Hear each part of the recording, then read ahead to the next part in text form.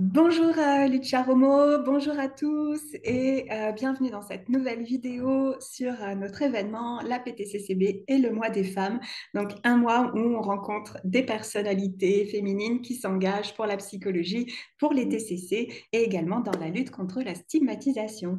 Donc Lucia Romo, merci beaucoup d'avoir accepté cette interview. Est-ce que tu pourrais te présenter et puis présenter ton parcours, s'il te plaît? Merci Cyrielle et merci à l'Association des praticiens TCC de Bourgogne de me donner la parole et de m'inviter à passer un petit moment de partage avec vous. Euh, Surtout que j'arrive un peu à la fin, donc c'est bien. Le Alors, meilleur pour la fin. voilà. Oui, je crois pas, non, non. Mais par contre, voilà, mon parcours est un parcours un peu long parce que je ne suis pas toute jeune. Du coup, j'ai fait mes études de psycho en Espagne et je suis venue en France avec une bourse Erasmus. Donc, du coup, ça me permet aussi de donner envie aux jeunes de bouger, en fait, que ce soit par Erasmus ou par d'autres programmes. Mais en tout cas, dans la formation, non seulement des psychos, mais n'importe quelle formation, quitter son pays et aller voir ailleurs, c'est quand même intéressant. Bon, ça ne veut pas dire qu'il faut rester ailleurs, en fait, mais c'est intéressant de partir. Donc, du coup, après, donc, je suis retournée, j'ai fini ma thèse et je suis revenue en France. Et j'ai travaillé comme psychologue clinicienne. J'ai dû faire une validation des diplômes, hein. À l'époque, c'était pas aussi simple que ça. J'ai commencé à travailler en pédopsychiatrie en France et donc en CMPP. Et à un moment donné, je suis passée au CHU Immobilier où j'ai commencé à travailler avec l'adulte. Et au bout d'un certain temps, je me suis dit pourquoi ne pas aller à l'université. Et donc, j'ai passé les concours des maîtres des conférences. J'étais qualifiée en 2005. Et après, en 2012, j'ai passé les concours des professeurs. Donc, voilà. Donc, c'est un peu un parcours de quelqu'un qui a toujours gardé la clinique. Depuis que j'ai fini mes études en 88, j'ai toujours été psychologue hospitalière, que ce soit en Espagne ou que ce soit en France. Et ça, c'est vraiment une passion. Et après, oui, il y a toute l'expérience, en fait, des différents services et l'expérience aussi de l'université. Donc, voilà, et actuellement, je suis à l'université Paris-Nanterre. Je suis professeure de psychologie clinique. Je suis présidente de la FTCC depuis Et décembre oui, 2023 et oui, et, tout à fait. et je suis psychologue à l'hôpital des Garches, à l'hôpital Raymond Poincaré, dans les services des pathologies professionnelles. Et je suis rattachée à l'unité INSERM 10-18, soins primaires et prévention de l'université Paris-Saclay. Donc voilà, plusieurs casquettes. Ouais. Mais super. Et du coup, ouais, j'en profite pour réinsister un petit peu là-dessus. Oui, présidente de la FTCC, donc troisième femme en 50 ans d'existence à peu près. Voilà, donc c'est pour dire, non mais voilà, je pense que c'est important, je l'avais déjà dit dans une précédente interview, je pense que c'est important justement de pouvoir passer le message que on a souvent la tendance à penser qu'il y a une sorte de plafond de verre quand on est une femme. Et je pense que c'est important justement de montrer des exemples inspirants de personnes qui ont réussi justement à arriver à des fonctions qui sont importantes, notamment dans des grosses organisations, pour dire voilà, c'est possible. Et puis ça ouvre la voie aussi pour les générations d'après, quoi. Donc Complètement, voilà. complètement. En fait, voilà, je n'avais pas fait les comptages en 50 ans, mais c'est vrai que c'est important de les préciser parce qu'on voit qu'il y a beaucoup de psychologues en fait en première année et dans les années des Mm. licences et des masters, et dès qu'on commence à monter, à mettre des confs et un prof, on en a beaucoup moins. Et après, arriver à la présidence de la FTCC, c'est pour moi vraiment une honneur. Et c'est Mm. une grosse responsabilité, ce n'est pas toujours facile. Voilà, quand on est une femme quand on a des enfants aussi, on peut faire et Ouais, on peut arriver aussi loin que possible. Mais ce n'est pas toujours facile. Et ça, je ouais. pense qu'il faut aussi ne pas l'oublier. C'est pas comme si c'était aussi simple que ça. Mm. Oui, voilà. Donc, voilà. Bon, on aura peut-être l'occasion de reparler des défis, mais en tout cas, voilà, pouvoir faire passer ce message-là il faut parfois qu'on combatte longtemps, mais on peut y arriver. Oui, oui. Oui. Super. Et dis-moi, est-ce que tu pourrais, vu que tu as pas mal d'expérience justement dans des secteurs finalement très variés, puisque tu as touché à l'enfance, à l'âge adulte, à à des tas de publics finalement, euh, est-ce que tu pourrais nous parler un petit peu là de ton domaine, un petit peu de recherche, est-ce que tu as voilà, des thèmes plus particuliers ou en ce moment, est-ce que tu es centré sur un ou est-ce qu'au contraire, tu en as plein, plein, plein que tu mènes de front en même temps ah, vas-y, dis-nous en plus. Alors, merci de ta question. C'est une question piège quand même, parce que tu sais que je suis assez éparpillée quand même. Donc, j'en ai plusieurs. Alors, mon domaine de travail depuis des années, ce sont les addictions, en fait. Mhm, Les addictions avec et sans substance. Donc, ça fait des années que je travaille sur les addictions chez l'adulte, mais aussi chez les ados, dans tout ce qui concerne, en fait, la prise en charge en TCC, mais aussi la prévention pour les jeunes et l'accès aux soins. mhm, Il y a aussi un volet qui touche aussi tout ça, qui est le TDAH. Donc, je suis assez sensible aux troubles des TDAH parce qu'il a été assez souvent méconnu en France mhm, et peu repéré. Là, maintenant, les choses commencent à changer. Il y a même une société française du TDAH qui a été créée. Là, ça bouge un peu beaucoup, ou ça bouge pas mal. Mais c'est vrai que voilà, les TDAH chez l'enfant, il y a quand même plus des choses qui ont changé, il y a des recommandations, mais les TDAH chez l'adulte restent encore difficiles à repérer et aussi à évaluer et à prendre en charge avec toutes les comorbidités qui vont avec. Donc, mhm, je pense que les TDAH nécessitent quand même une formation des professionnels, mais bon, on pourrait dire ça des tas des troubles. Donc, il y a aussi tout ce qui concerne les jeunes adultes et les étudiants en particulier, parce que quand on arrive à l'université, en fait, si on a des difficultés, que ce soit des difficultés psychiques ou des difficultés financières ou des difficultés familiales ou des difficultés somatiques, on va avoir des barrières pour pouvoir finir les études. Et donc, du coup, tout ce qui concerne l'accès aux soins des jeunes, mais pas que des jeunes et des étudiants, est un domaine sensible pour moi parce que tout le monde n'est part pas du même point et que c'est beaucoup plus compliqué quand les personnes n'ont pas les réseaux, n'ont pas d'argent, n'ont pas d'accès. On sait que les listes d'attente sont assez longues. Et on sait que les dispositifs sont très limités, pour ne pas dire autre chose. Donc, voilà. Donc, il y a à peu près ces trois volets. Et depuis 2 ans et demi, je suis à l'unité des pathologies professionnelles à Garches. Et là, ça fait du bien. C'est pour ça, parfois, de faire des choses un peu différentes. J'ai découvert tout ce qui concerne la souffrance au travail, mais les difficultés au travail, pas forcément les mots souffrance. Et là, il y a beaucoup de choses à faire parce qu'il y a souvent pas mal de psychopathologies qui peuvent être associées, qu'il y a aussi toute une série de prises en charge qui font que certaines personnes peuvent vraiment aller mieux s'il y a une intervention relativement rapide et accessible. Voilà, et c'est quand même un monde aussi qui touche beaucoup de personnes qui parfois n'ont pas eu du tout des contacts avec la psychiatrie ou la psychologie, en fait. Et c'est lié au travail, aux situations de travail. Donc Ok, voilà. super. On ne s'était pas du tout concerté, mais en fait, c'est assez cocasse parce que c'est un sujet sur lequel je travaille en ce moment. En fait, alors moi plus précisément, en fait, c'est autour de la révélation des troubles psy justement au travail, avec toute cette question justement, lorsque par exemple les personnes soit ont vécu par exemple un épuisement professionnel, soit de l'anxiété, enfin voilà, des profils très très divers, hein, parce que ça peut même aller jusqu'aux personnes qui ont un trouble plus chronique comme la bipolarité, Mm. reprennent finalement le travail et donc se posent à ce moment-là la question de est-ce que je parle justement de ça? Oui, non. À quoi je dois m'attendre si j'en parle? Parce que généralement, quand les gens en parlent, c'est souvent parce qu'il va y avoir une demande d'accès à des aménagements. Et ensuite, même si la loi dit que oui, il faut prévoir des aménagements, finalement, ça reste très vague sur qu'est-ce que l'entreprise est obligée justement de Mm. mettre en place, parce que bien Mm. souvent, c'est mettre en place l'obligation de l'employeur de mettre en place des aménagements, mais qui sont dits, je ne sais plus quelle est la terminologie exacte, mais je crois que c'est raisonnable. Et là, à ce moment-là, c'est ouvert à toutes les Oui. interprétations. Mm. Donc Exact. voilà.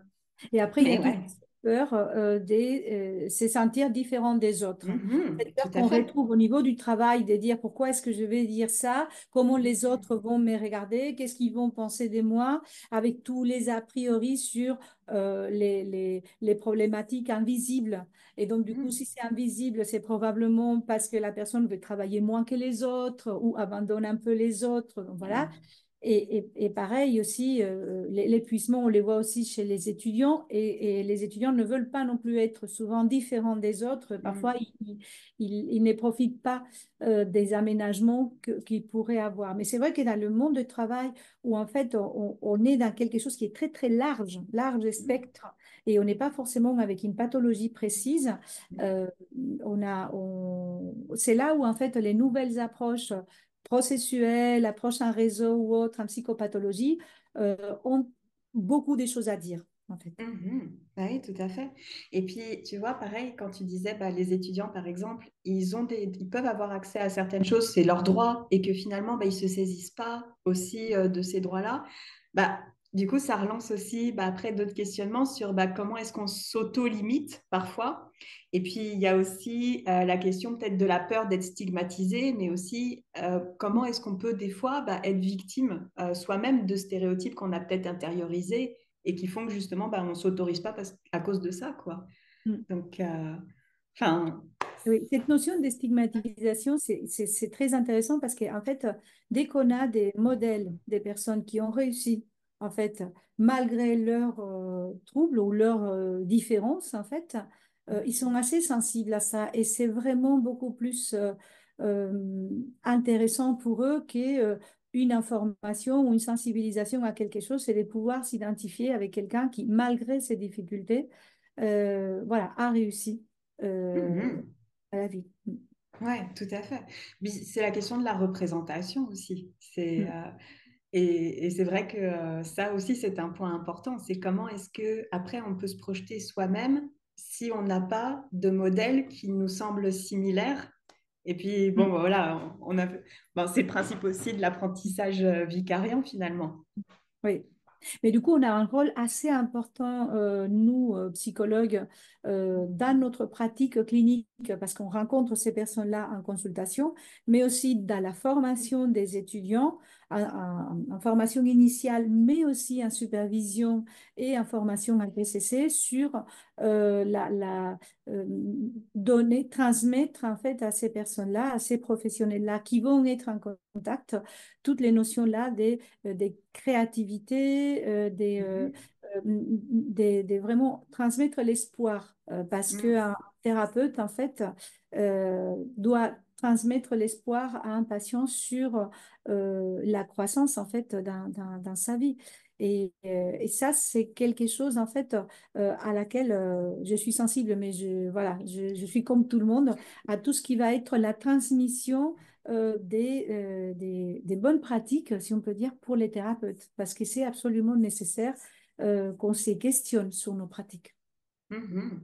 Ouais, et du coup, je rebondis un petit peu là-dessus quand tu dis, voilà, c'est important qu'on puisse justement se questionner sur nos pratiques.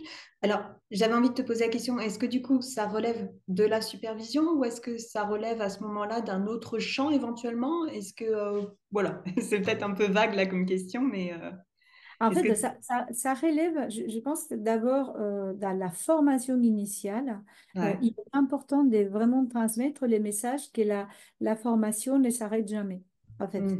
Et que dans la formation initiale, c'est pas parce qu'on a un titre des psychologues ou des psychothérapeutes que ça, on l'a à vie. C'est ce qu'on pensait Mm. probablement il y a 20 ans.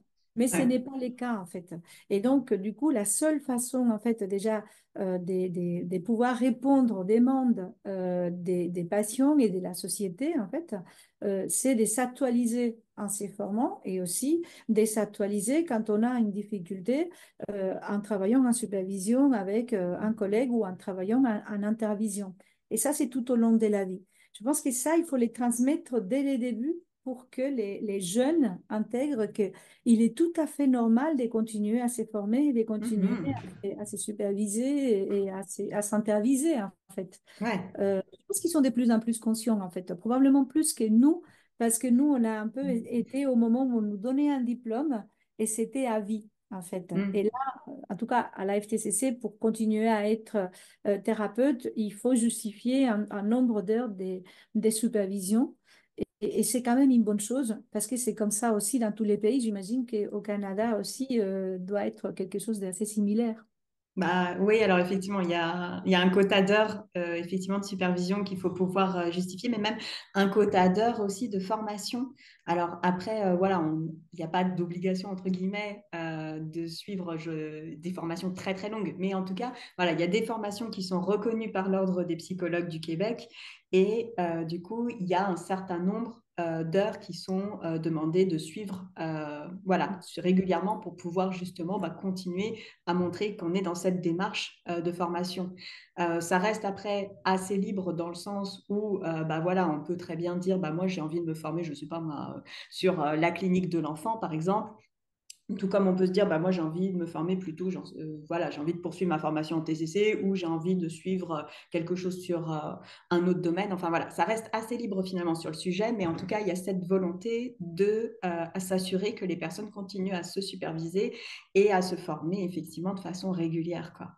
Mm. Euh, donc, et ouais, effectivement, je pense que c'est important, comme tu disais, de pouvoir justement se dire bah, que la formation, ça doit être effectivement au cœur de nos pratiques. Surtout qu'on l'a vu avec le Covid, je crois que nous avons besoin de renforcer notre formation scientifique et notre esprit critique, je pense, d'une façon générale, là, que peu Mm. importe notre titre professionnel, quoi. Oui, je pense que c'est ça. Mais c'est vrai que la Covid a été révélateur. Je pense que c'est là aussi où on a compris que on était capable, on avait une capacité d'adaptation qu'on n'imaginait pas. Parce que Mm, finalement, malgré la sidération au début, chacun à son niveau s'est mis à s'adapter. Nous sommes tous passés aux téléconsultations, mm, nous sommes tous passés au numérique, nous sommes tous passés à des mm, groupes à distance. Et en fait, ça nous a aussi changé la vie, même s'il y a actuellement, en fait, les collègues me disent, là, il y a beaucoup plus de demandes de revenir à du présentiel dans les consultations. mhm, Euh, mais ça a permis à un certain nombre de personnes de pouvoir continuer à être suivies. Donc, mm, je pense aussi que la question du numérique en général, en fait, pas simplement de la téléconsultation ou des consultations à distance, mais tout ce qui concerne aussi euh, bah, la réalité virtuelle ou d'autres types mhm, d'actions qui se font avec ce type de technologies sont à développer aussi. Un complément. Je ne dis pas que tout doit mhm, passer par ça, mais un complément. Et effectivement, comme tu l'as dit, avec un souci des méthodes expérimentales. C'est-à-dire que mettre en place des interventions, que ce soit un groupe ou un individuel, c'est très bien. Mais s'il n'y a pas une évaluation derrière, nous ne pouvons pas savoir si la personne s'est améliorée ou pas. On a mm. effectivement ce que la personne va nous dire, mais ça, c'est très subjectif en Ouais, interprétation, en fait. Donc, tout on à a tous fait. une idée d'interprétation du thérapeute qui va dire, bah oui, mais cette personne, elle va mieux, mais on n'a pas forcément d'argument pour dire qu'il va mieux, en fait. Mm, mm, mm, mm. Ouais, d'où l'intérêt justement des questionnaires, j'allais te dire en ligne de base et puis même en cours de thérapie parce que là, ça permet d'avoir une petite, voilà, d'avoir peut-être des mesures un peu plus objectives. Dis-moi, je rebondis un petit peu sur la question justement du numérique parce que ça rejoint aussi un truc que tu disais un petit peu plus tôt. Moi, j'ai le sentiment, tu vois, alors que le numérique, justement, ça a pu peut-être aussi permettre à des gens qui n'auraient pas pu aller en consultation, justement, d'y avoir accès. Euh, Par exemple, c'est vrai que, bon, moi, je suis un peu comme tout le monde, entre guillemets, c'est-à-dire que j'ai aussi une pratique, je pense, je dois bien faire moitié-moitié, dans le sens moitié présentiel, moitié à distance. Et finalement, les personnes que je vois à distance en visio, bah, c'est beaucoup des personnes qui sinon n'auraient pas pu venir, tu vois, parce que bah, problème logistique, parce que bah, après, il y a aussi la gestion de la vie quotidienne, et choses comme ça. Et je trouve que l'accès au numérique, justement, et aux téléconsultations, ça a peut-être permis justement de retrouver bah, certaines personnes qui ont pu s'y retrouver pour pouvoir faire des suivis, avoir une session de psy peut-être entre deux réunions, des choses comme ça. Et comme je disais, ça rejoint peut-être aussi une notion que tu abordais un petit peu plus tôt, c'est-à-dire l'équité, et puis la notion d'équité pour l'accès aux soins, parce que tu disais, bah voilà, parfois les étudiants aussi, soit par manque d'informations, par manque de moyens, enfin, pour diverses raisons, peut-être pas forcément accès justement, ou sont pas à égalité pour l'accès justement aux soins. Et c'est vrai que c'est un manque, quoi, du coup. Oui. Si, en fait, je suis complètement convaincue de ça. En fait, j'ai des exemples concrets, en fait. Euh, Mhm. L'unité où je suis des pathologies professionnelles est une unité qui est non sectorisée. Donc, du coup, à partir de ces moments-là, il y a des gens qui peuvent venir de partout à cette Ok. unité-là. Et là, ça veut dire que les personnes qui sont là ne peuvent pas forcément se déplacer toutes les semaines pour venir à un groupe ou Mhm. même pour suivre une psychothérapie en individuel. Donc, du coup, dès mon arrivée, en fait, j'ai remercié le docteur Clément Duré, qui est mon chef de service, qui m'a Mhm. permis vraiment de tout faire. En fait, moi, je suis arrivée en disant, j'aimerais bien faire des groupes à distance, des groupes des thérapies d'acceptation et d'engagement, et il m'a permis de tout faire. Et en fait, dans ces groupes-là, après de ces groupes-là, il y a eu des groupes d'activation cognitive, il y a d'autres types de groupes. Il y a des groupes qui restent présentiels. Par exemple, les groupes des familles restent présentiels. Et c'est nécessaire. Donc, mais c'est Mhm. une fois, en fait. Ouais. Par contre, ces groupes-là à distance, les patients nous les disent régulièrement. Si la première séance est très, très dure, hein, parce que les personnes sont là, se connectent avec la caméra. Nous avons 8 patients, on est deux psychologues. Et personne n'ose parler, mais à partir de la deuxième, on voit que ça commence à changer. Et à partir de la quatrième, il y a vraiment un changement. En tout cas, les gens créent dès la troisième un groupe WhatsApp. Ils commencent à s'échanger. Ils se rencontrent après dans un Mhm. endroit qui est un peu intermédiaire entre tout le monde. Et en fait, ils nous disent clairement si ça avait été, si j'avais dû aller une fois là en présentiel, les gens ne seraient pas allés. Indépendamment Ouais. de ça, il y a des gens qui viennent du nord de la France, du sud de la France, en fait, donc il y Ouais. a une barrière géographique. Pour les étudiants, c'est pareil, parce qu'en fait, on a réussi à mettre en place un certain nombre de groupes pour les étudiants, des groupes pour les ruminations et les Mhm. perfectionnismes, des groupes pour la procrastination et l'attention, des groupes pour l'insatisfaction Ah. corporelle. Donc, ça a mis du temps, hein. C'est depuis à peu près 2017-2018 qu'on met en place ces groupes-là. C'est en train de se mettre en place. Le plus important pour moi, c'est que ces groupes-là puissent être faits par des psychologues externes à l'université. C'est une condition et qu'elles soient payées. Mais ça s'est mis Mhm. en place. Mais c'est très difficile de trouver un horaire parce que les étudiants ont cours et après, ils ont des Mhm. réunions pour rentrer chez eux. Mais on arrive quand même. Et ça permet à des étudiants qui ne pourraient pas payer Mhm. euh, des consultations à l'extérieur, qui ne pourraient pas payer ces groupes-là en libéral, de pouvoir accéder. Donc, vraiment, l'accès aux soins, euh, c'est vraiment très important euh, pour pas mal d'entre nous, en fait. Je dirais pas que pour Ouais. moi. Je t'assure que dès qu'il y a quelque chose qui est proposé et que les collègues peuvent participer, ils participent. Il y a beaucoup de bonnes volontés pour Mhm. que ces types d'actions se mettent en place. Ok, bah super. Surtout en Ouais. TCC, parce qu'on a beaucoup, la plupart des programmes qui se font à distance et qui sont validés scientifiquement sont TCC. Et oui, ça, c'est aussi un point qui rejoint aussi ce qu'on disait tout à l'heure, c'est-à-dire bah, l'importance de s'actualiser, mais de s'actualiser aussi sur bah, des démarches qui sont reconnues et qui sont validées, quoi, Mm, surtout. mm, Donc oui, parce que c'est pas voilà, c'est pas que pour se flatter entre guillemets, c'est aussi pour garantir encore une fois aux personnes, au public, d'avoir accès à des soins qui vont être de qualité, qui vont être validés. Et puis encore une fois, je reviens sur la question d'équité. C'est aussi important que mm. tout le monde puisse avoir accès à des choses qui soient validées scientifiquement, quoi. Oui. Donc, ouais, parfait. Bien. Et puis, bah, écoute, il y avait une question aussi encore un petit peu. Je reviens un peu là-dessus. Donc, tu disais que tu t'étais intéressée au TDAH, notamment au TDAH. Alors, chez les jeunes adultes, chez les enfants, ou chez un public bien précis, en fait. Alors, je me suis intéressée au TDAH. En fait, je commence mes premiers travaux en 2002. Et en fait, pourquoi D'accord. ouais, en fait, pourquoi est-ce que je m'intéresse à ça? Bon, j'avais quelqu'un dans ma famille qui était touché par cela, mais c'était pas Mhm. d'enfant. Mais là, ce que j'ai constaté, c'est qu'à cette époque-là, j'étais psychologue à plein temps à l'hôpital, dans une unité de psychiatrie, et il y avait la victologie aussi. Et donc, du coup, tous mes patients qui avaient des addictions, la plupart, me racontaient toujours la même chose. Des problèmes attentionnels, des redoublements à l'école, des problèmes à l'école, des problèmes pour rester en classe. Et en fait, je me suis dit, c'est assez curieux. À cette époque-là, je pense que j'avais étudié les TDAH, mais voilà, de façon assez superficielle et en Espagne, en fait. Et en France, on ne parlait pas. Donc, Non. je commence à lire et je me rends compte qu'en fait, il y a beaucoup de littérature, mais pas en français, pas en France, en fait. Mhm. Et je me dis, mais pourquoi pas commencer à travailler sur ça? Et on a commencé à utiliser parfois, à traduire et adapter des échelles parce qu'il y avait vraiment peu d'outils, en fait. Mhm. Et à cette époque, je n'avais pas eu les réflexes forcément des pensées au Québec, quand en fait le Québec avait déjà beaucoup de ressources, parce que Cadra est quand même pour nous Ouais. une source inestimable en fait des ressources pour les TDAH, enfants et adultes.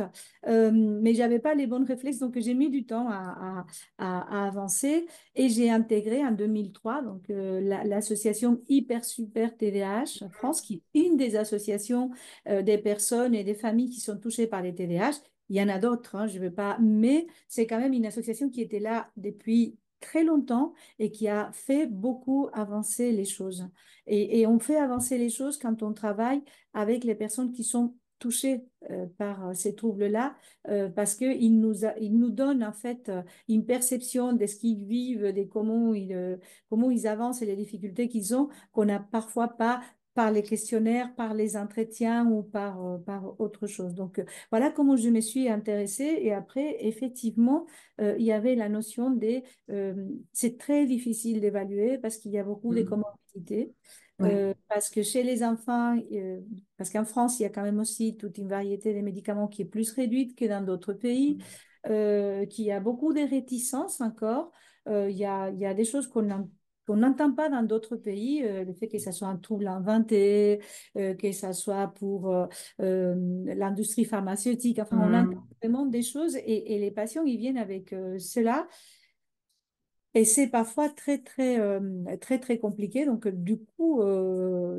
tout ce qui va être la psychoéducation, pour moi, la psychoéducation est la base de n'importe quel trouble si Mhm. on veut aller vers l'empowerment, qui est pour moi les Mhm. principes de la déconstruction de l'estigmatisation.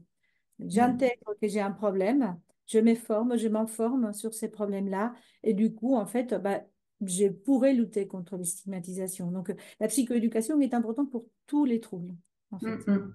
Ouais.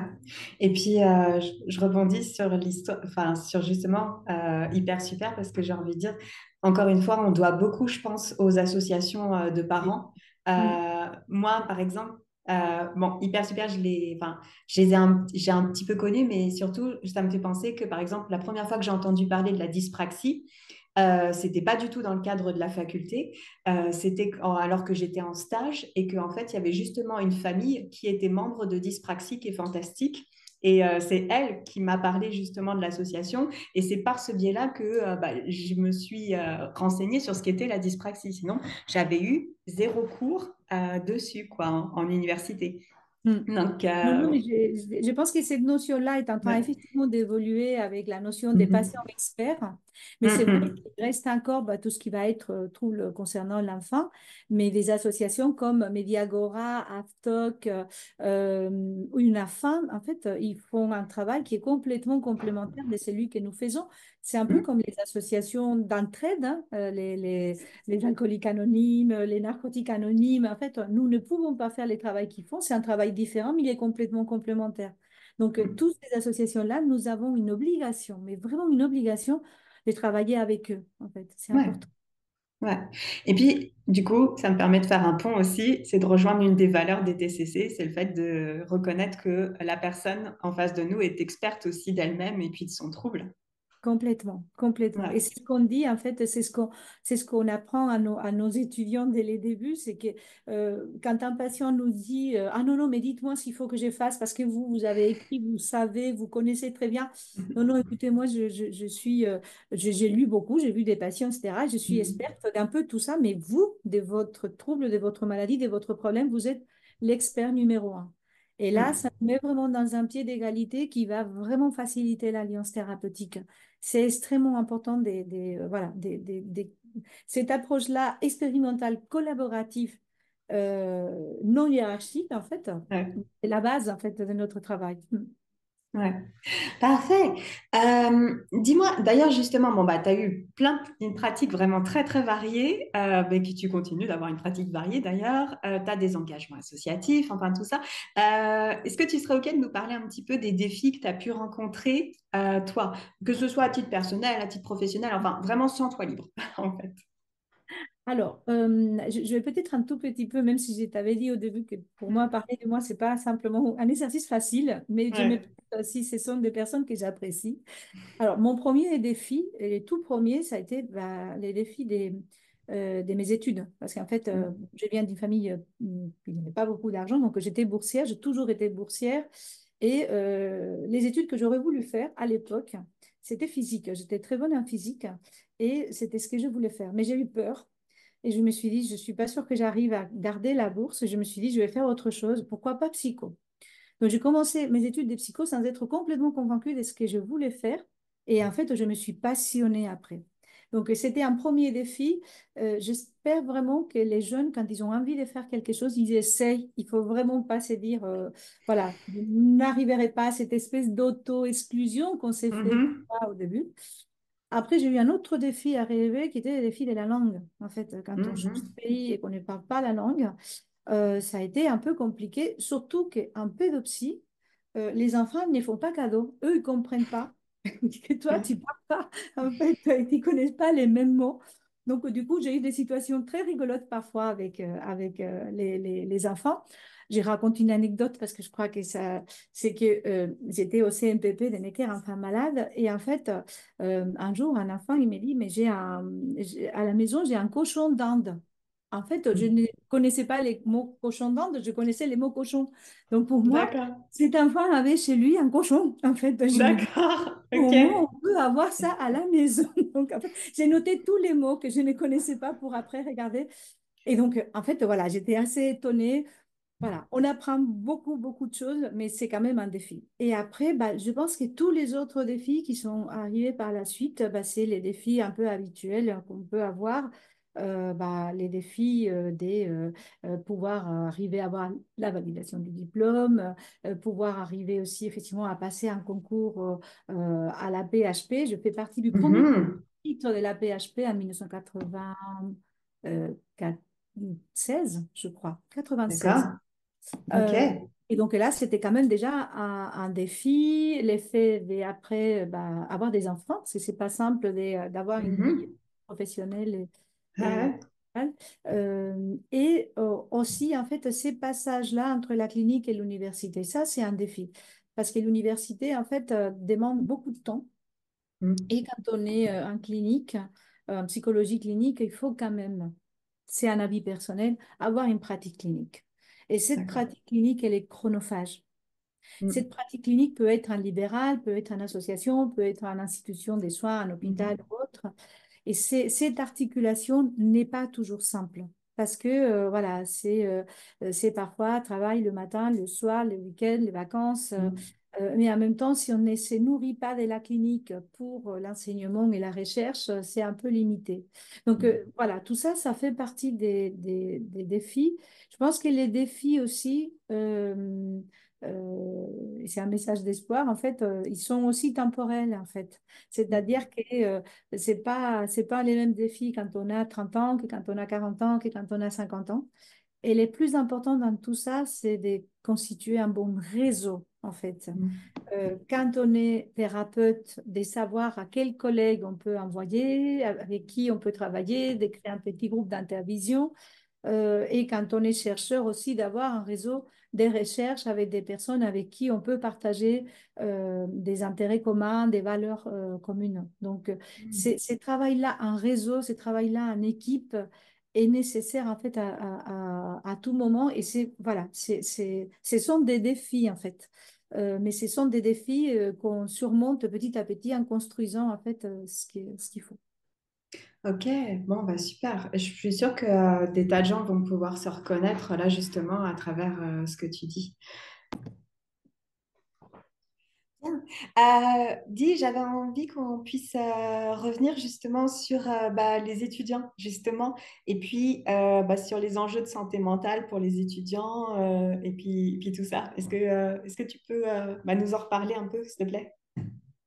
Alors, les enjeux de santé mentale avec les étudiants, on s'est aperçu quand même que déjà, on a beaucoup parlé de mal-être, de la détresse psychologique des étudiants pendant la Covid, mais en fait, les étudiants, ils étaient déjà pas bien avant. On avait des enquêtes, en fait, avec 20% des étudiants qui souffriraient de détresse psychologique, même 23%. Ça a augmenté après à 22% et après même à 34, 37%. Ça dépend aussi, il y a beaucoup de limites au niveau des enquêtes, au niveau de quels questionnaires, de l'échantillon, etc. Mais ce qui est important, c'est qu'il y ait quand même des choses qui soient proposées à ces étudiants parce qu'ils sont souvent déprimés, épuisés. Il y a aussi toute une catégorie d'étudiants qui doivent travailler. Donc, ça dépend des universités, mais on peut avoir entre 20, 30 et parfois 40% des étudiants qui, euh, qui travaillent. Il y a un fort décrochage qui s'est fait dans la première année. Donc, la première année est une année vraiment dans laquelle il faut faire quelque chose. Et il faut vraiment qu'on arrive en France, parce que ça nous manque cruellement, à avoir des études longitudinales. C'est-à-dire quand quelqu'un arrive à l'université, à pouvoir les suivre. Et aussi au moment de la transition entre les lycées et l'université, parce qu'on sait que c'est un changement assez important, qu'ils perdent en fait les repères qu'ils ont pu avoir au lycée et donc arriver à l'université qui est quand même un monde totalement différent où ils peuvent être lâchés dans la nature ou se sentir lâchés dans la nature. Il faut que ces dispositifs soient assez accessibles en fait pour les étudiants. Et j'irais bien en fait et j'irais bien au numérique parce que ça facilite en fait l'accès, que ce soit les interventions, que ce soit les applications aussi téléphoniques, si elles sont accompagnées aussi d'un humain et aussi les développements de la littératie en fait en santé pour les étudiants. Que les étudiants soient capables d'aller chercher l'information dont ils ont besoin par rapport à des difficultés qu'ils peuvent rencontrer. Ça, c'est important. Mhm. Et c'est un peu aussi pareil, ça touche quand même aussi la question de l'épuisement professionnel, parce qu'on est à peu près dans les mêmes registres. On a quand même une augmentation, en fait, en 2021, on a vu quand même une augmentation qui est assez importante. On peut considérer dans les enquêtes qu'on a à peu près 30% des personnes qui travaillent qui peuvent être dans une forme d'épuisement professionnel, avec 13% dans une forme qui soit un peu plus sévère. Ces personnes-là, souvent, ne vont pas consulter, vont consulter très très tard, vont consulter parfois quand ils n'arrivent pas à s'élever un matin parce que voilà, ils sont complètement cassés. Et en fait, là, du coup, les conséquences vont être beaucoup plus graves. Donc, faire des campagnes de prévention. En fait, la prévention est quelque chose qui manque, qui nous manque cruellement, parce qu'on attend toujours d'arriver aux soins, que quelqu'un ait Mhm. vraiment besoin de quelque chose. Et là, on va proposer des soins. Mais en fait, la prévention, ce qu'on devrait développer les plus, et les TCC ont beaucoup de choses à dire en termes de prévention, pour pouvoir donner les stratégies, pouvoir donner les moyens aux personnes pour pouvoir peut-être qu'ils vont tomber, mais ils vont peut-être pas tomber aussi bas que Mhm. ça. Et c'est un enjeu en fait de santé, mais c'est un enjeu aussi éthique parce que en tant que les entreprises ont une responsabilité et il faut qu'ils soient responsables et qu'ils mettent en place des interventions, mais c'est aussi sociétal parce que en fait ça peut toucher tout le monde, toutes les catégories professionnelles, même si on sait que les soignants sont très touchés par tout ce qui va être épuisement professionnel. On a un gros souci actuellement au niveau des hôpitaux avec des personnes, avec des hôpitaux qui se vident des soignants, mais il faut savoir aussi que les soignants, comme il y a des sous-effectifs, on est dans les cercles vicieux, en fait, ils Mm. n'arrivent pas à tenir, donc ils tombent en burn-out. On a aussi d'autres collectifs, enfin, on a les cadres en fait, et on a souvent des situations, des managements toxiques. On a aussi d'autres professions comme les enseignants qui sont souvent aussi en épuisement. Enfin, il faut quand même se poser la question d'aider les personnes à être capables d'évaluer les ressources et les obligations qu'ils ont, en fait, en Mm. termes professionnels, mais aussi parentaux, hein. On parle là des burn-out parentales. C'est pas un domaine que je connais, mais on revient toujours à cette notion-là d'équilibre Mm. euh, homéostatique entre de quoi, enfin, quelles sont mes ressources, qu'est-ce que je peux assurer à un moment donné et quelles sont les obligations que je dois assurer. Donc, et pour cela, en fait, bah, les TCC ont beaucoup de choses à dire.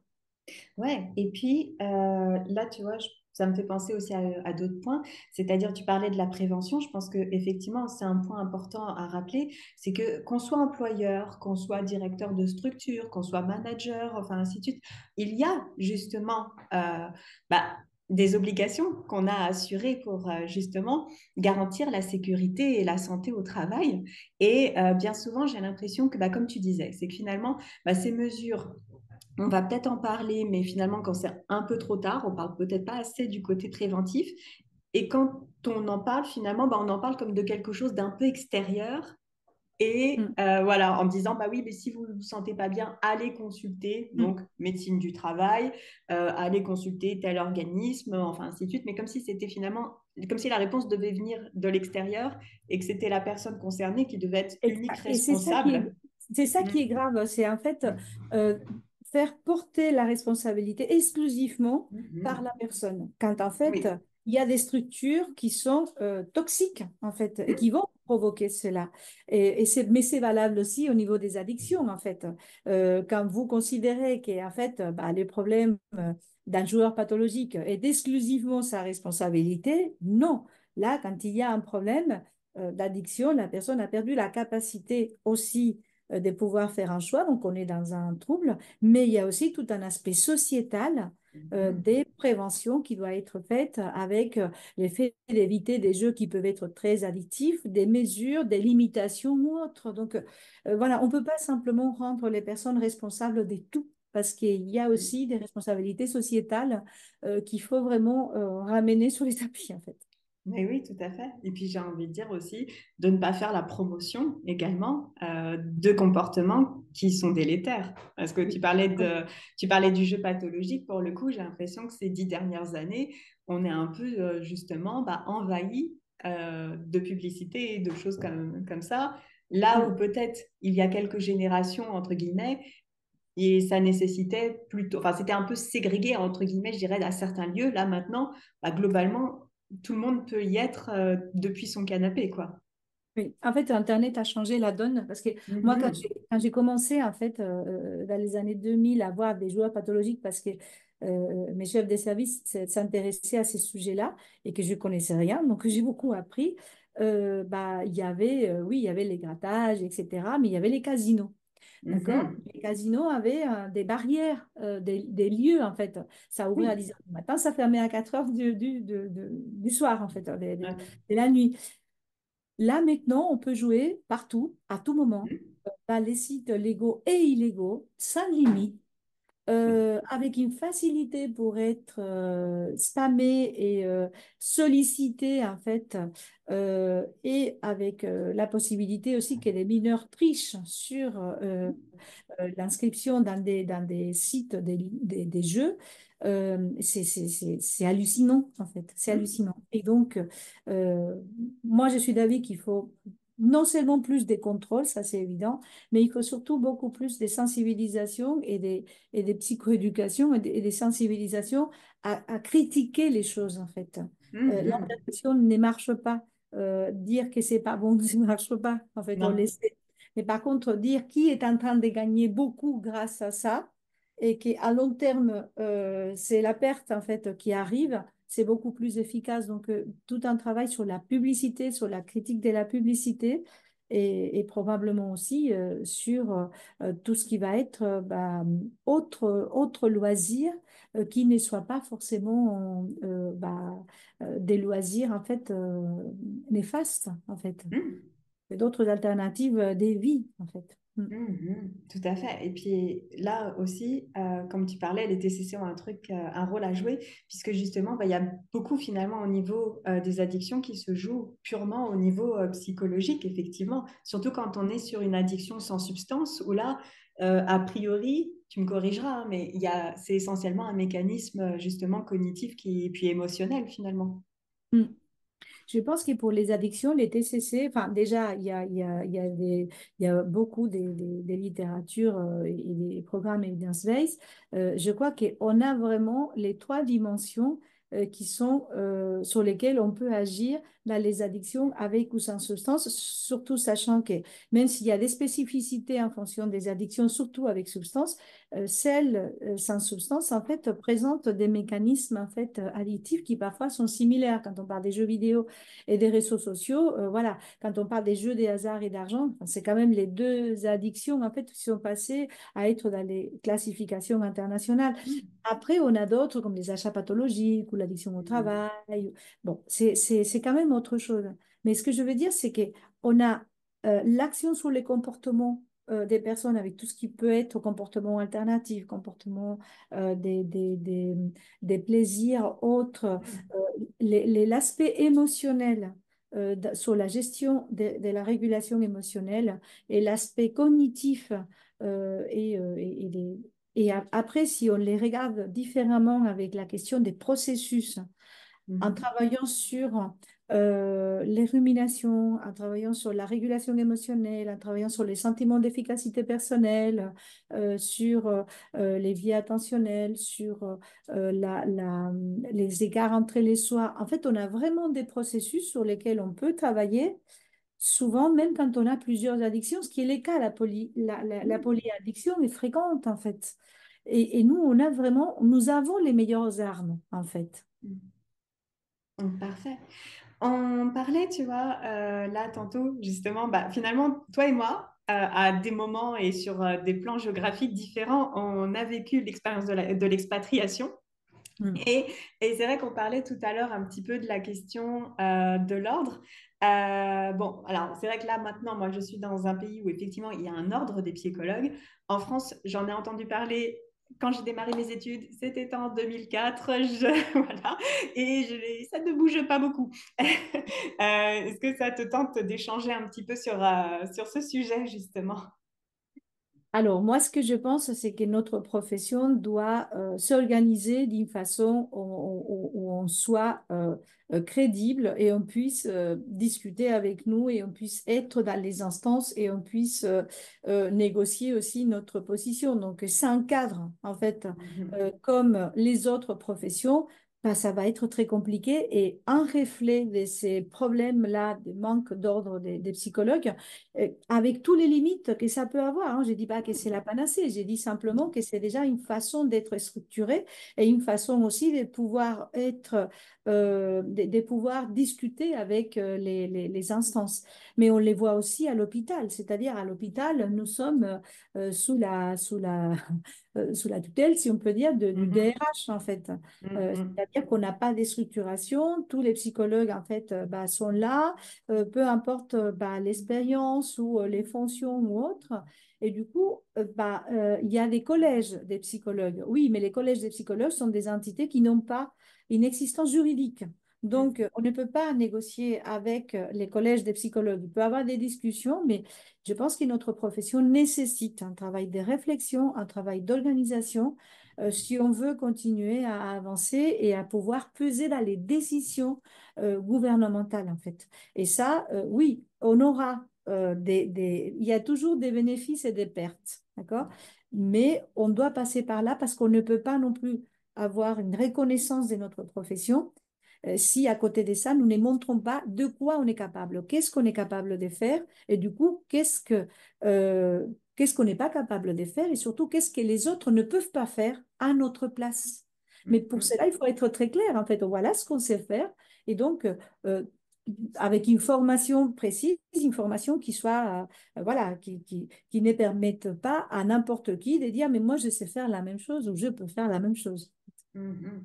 Et puis, surtout, j'ai envie d'insister sur le côté que ça relève aussi, bah, c'est une action aussi pour protéger le public, parce que, Complètement, voilà, complètement. C'est la base qui, oui, du conseil de l'ordre. Ouais, ouais. tout à fait. Et puis, Et vraiment, puis, ouais, et puis peut-être de protéger aussi enfin, de protéger et la profession, de protéger également bah, les personnes qui exercent la profession aussi, parce que voilà, j'ai aussi le souvenir de décisions qui ont pu être prises sur le plan politique pour les psychologues en ayant invité zéro psychologue autour de la table ouais. ou en les invitant peut-être trop tard, histoire de dire, voilà, on les a reçus, mais bon, la décision était déjà prise, donc voilà, ça mange pas de pain. Et puis après, j'ai envie de dire peut-être aussi d'uniformiser après aussi la formation, parce que finalement, d'une université à l'autre, j'ai l'impression qu'il y a aussi bah, des couleurs, entre guillemets, très différentes.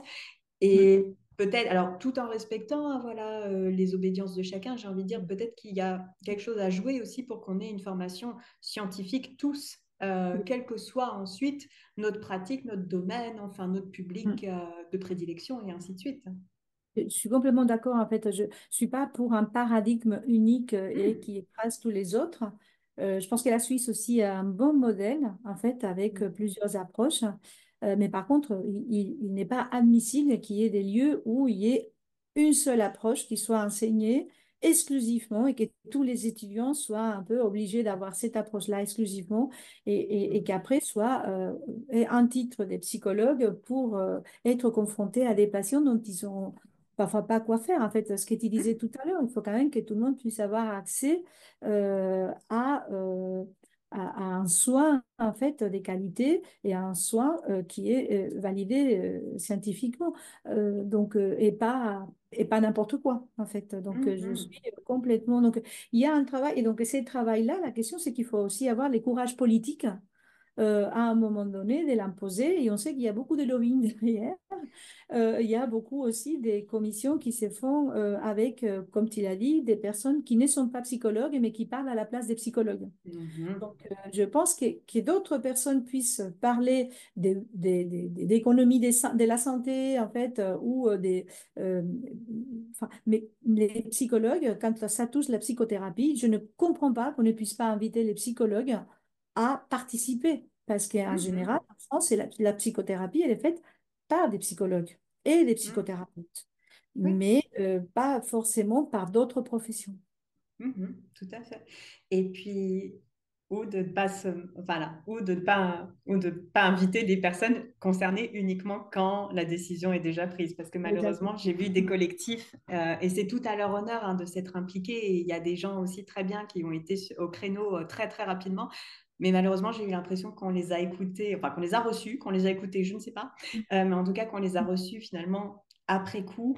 Et ce qui est bien dommage parce que du coup, bah, c'était peut-être presque trop tard, quoi, finalement. Mais voilà, c'est effectivement un manque, je trouve. Et voilà, je te rejoins là-dessus. Peut-être effectivement qu'on aurait besoin d'une meilleure organisation de la profession et pour se défendre nous-mêmes, mais aussi pour défendre après le public et puis assurer aussi que la prestation de soins reste égale et équitable, quoi. Mm. Et après aussi, savoir travailler en réseau, savoir travailler en équipe, non seulement au niveau des institutions, il y a des dispositifs expérimentaux, en fait, des soins sur l'article 51, où effectivement, il y a, mais ce n'est pas la seule façon de traiter tous les patients, mais il y a des dispositifs expérimentaux où c'est les médecins généralistes, en lien avec une infirmière, et si besoin un psychiatre, et si besoin un psychologue, mais ce sont des alternatives. Je ne dis pas que tout doit passer par là, mais c'est peut-être intéressant de voir comment ça se passe, surtout s'il y a un remboursement qui est un remboursement logique et légitime et pas forcément au rabais. Voilà, je pense qu'il faut s'intéresser aussi à ces types de dispositifs qui peuvent proposer des alternatives intéressantes en fait et acceptables aussi pour la profession. Mm. Bien, bah écoute, nous arrivons un petit peu sur la fin de notre rencontre. J'ai envie de te poser une question qui, encore une fois, va être très large. C'est comment perçois-tu l'avenir? Puisque on a fait, je pense qu'on a brossé un petit peu le passé, le présent, tout ça. Comment vois-tu l'avenir maintenant? Alors, moi, j'ai plutôt tendance à voir l'avenir plutôt positif. En fait, je suis Mhm. optimiste. Bien. Je pense qu'on est en train de rentrer dans des évolutions en fait de la profession et tout ce qu'on disait au niveau de la formation, au niveau de la, de la reconnaissance pour pouvoir demander un remboursement qui soit euh, légitime et en même temps qui soit aussi réaliste en fait. Euh, je pense que tout ça, ça passe par, ça a commencé il n'y a pas très longtemps en fait, hein, ces remboursements de psychothérapie. Il y a Mm. probablement des choses à faire évoluer.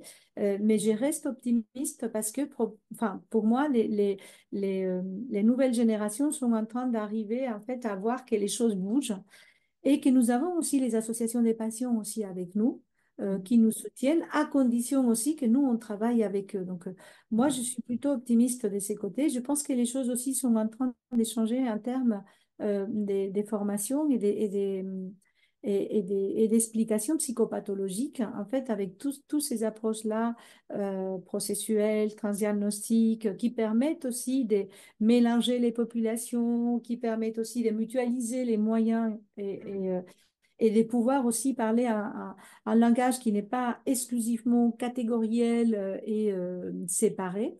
Ça nous permet aussi d'être audibles dans notre spécificité par rapport à d'autres professions. Les médecins regardent ces types d'approches psychopathologiques de façon curieuse, en fait, en se disant, voilà, mais finalement, si les processus sont les mêmes, vous pouvez mettre ensemble des pathologies différentes, oui. Mhm. Et on sait que ça marche. Il commence à avoir toute une littérature. Je suis plutôt optimiste. Je pense que les TCC ont beaucoup de choses à dire. Il y a beaucoup de gens qui se forment en France au niveau des TCC. On sait que vraiment il y a une demande et donc les gens se forment, donc ils ont envie de connaître plus. Et par contre, je pense aussi qu'il faut améliorer la formation des bases. Il faut aussi avoir des regards croisés, c'est-à-dire ne pas se fermer aux autres approches. Je pense qu'on a des regards croisés à faire avec la psychanalyse ouverte, d'accord? Mhm. Donc, psychodynamique, en fait, et Mhm. avec qui on peut avoir des travaux, en fait, en articulation avec la systémie, parce que je pense qu'on ne travaille pas suffisamment avec des collègues en systémie. Oui. Et après, voilà, vraiment continuer à nous battre, mais je pense que ça s'est fait de plus en plus. Je suis optimiste quant à la participation des psychologues dans les recommandations, que ce soit HS ou dans les expertises INSERM. Voilà, il faut qu'on soit là. Les thérapeutes TCC, il faut qu'on soit là et il faut qu'on soit là aussi dans tout ce qui va être politique d'accès aux soins. Mais je suis optimiste parce que je pense qu'on a pris conscience qu'on ne peut pas simplement défendre notre profession en disant il nous faut de la reconnaissance, il faut qu'on nous reconnaisse. Il faut quand Mhm. même qu'il y ait quand même un donnant-donnant. Ouais. Et puis, ouais. Et puis, du coup, aussi qu'on puisse davantage communiquer et puis qu'on puisse mieux se faire connaître et mieux se faire comprendre aussi. Complètement, complètement. Ok, bon bah super. Bah écoute, merci beaucoup pour cet entretien qui a été vraiment très riche et puis de qualité. On a abordé plein de choses. Donc, euh, donc voilà, donc merci beaucoup. Merci Euh, beaucoup, Cyril, à toi de m'avoir invité et mais de non, m'avoir mais merci donné. d'avoir répondu. Voilà. Ok, Merci. et ben, nous arrivons sur la fin de notre interview. Donc, merci encore une fois d'avoir répondu positivement à l'invitation et puis pour la qualité de cet échange. Et puis, merci à vous tous et vous toutes également de nous avoir suivis et d'avoir suivi nos différentes interviews au cours de ce mois de mars. Bien, et ben, bonne journée et ou bonne soirée à tous. Bonne soirée.